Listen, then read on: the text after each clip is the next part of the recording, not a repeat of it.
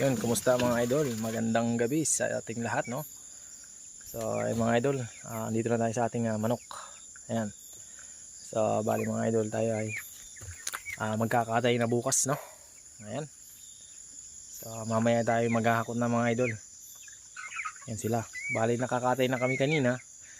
And 30 pieces. So, bukas is 50 pieces naman mga idol, no? So, medyo nakabawi-bawi na tayo, no? And naka-recover yung ating manok mga idol, no? Sinaga lang natin silang lagyan ng antibiotic, no?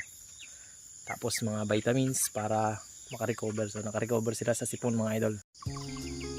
So ayun guys, ito ang ating kakatayin bukas, no? 50 pieces muna yung ating kakatayin mga idol, no? So ayan sila. Pinili na natin sila para hindi na makakain, no?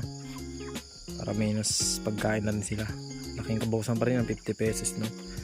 50 piraso ang kakatayin natin para bukas na umaga. So binukod na natin yan mga idol. Ayan.